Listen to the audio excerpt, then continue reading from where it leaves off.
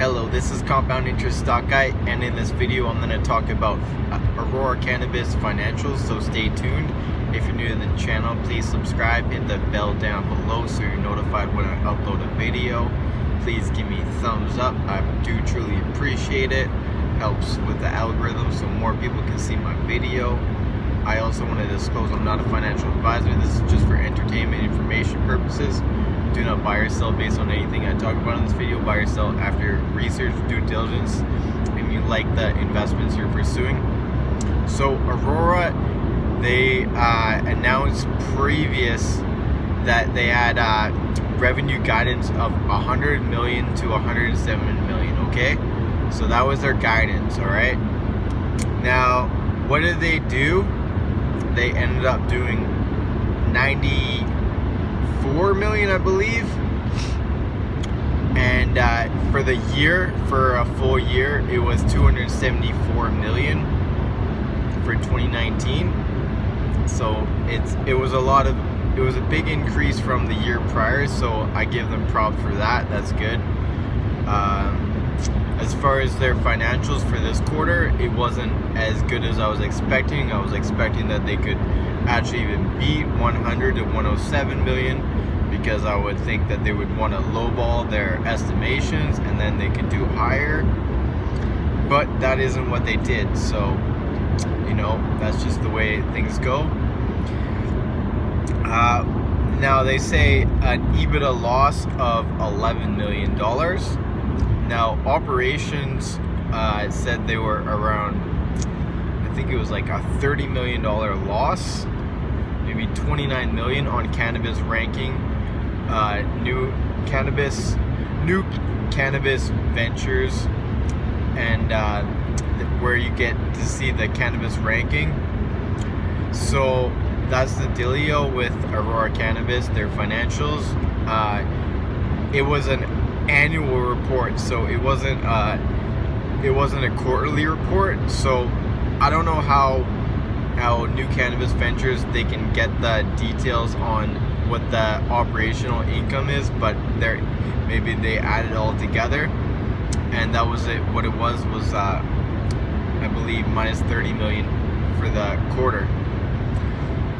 So you know, they're losing money, but then they just raised $360 million, so that's good for their cash flow. Now the thing with Aurora Cannabis is that money will end up being probably eventually turned into shares, so their share count is going up. They're doing a harvest in BC soon, so that should be, you know, it should be ready maybe sometime the end of September or early October in BC. So you know, they should be able to use that for legalization 2.0. So I mean, this is a bad day probably for them. I haven't looked on the markets as far as Aurora goes, but I'm sure they're taking a pretty big hit, and it's damaging towards the sector. But I think they should do okay in the next coming months. My kind of take is how legalization 2.0 will turn out is basically it will be, there's October 17th, the date where it's in effect, and then after that, then all the companies have to do a PO, and they can't get their orders ready for another 60 days.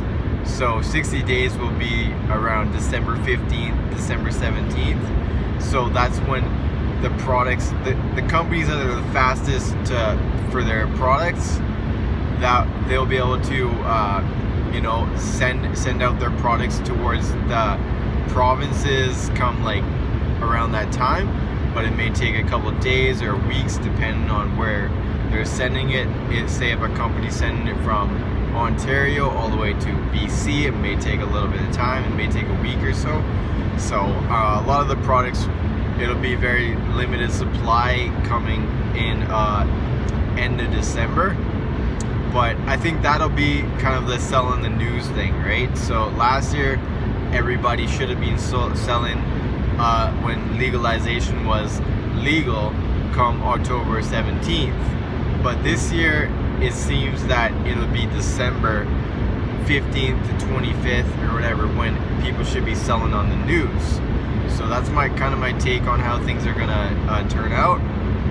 But you know, we'll see. I'm just looking in the markets. You know, I just think that Canopy, Tilray, Aurora, Afria, they have to hit higher highs, you know, before, you know, it comes into closer to the end of the winter, where things are going to turn into a reversal, and then they'll start going down towards the summer months. So that's kind of my take. As far as the US MSOs will be getting more traction, I believe, this year. And you know, companies in Canada such as Hexo and now 48 North and some other companies, they want to do CBD in USA. Tilray's already doing CBD in USA. Harvest One is going to be doing CBD in USA. There's a bunch of companies that are doing CBD in USA. That's kind of where the market's heading, USA. Anyways, this is Compound Interest, and I'm out. Thanks for watching this video on Aurora Cannabis, on my take on their financials. I hope you enjoy this video and you gain some insight. And if you're new, subscribe, give me thumbs up again, and until next time, peace.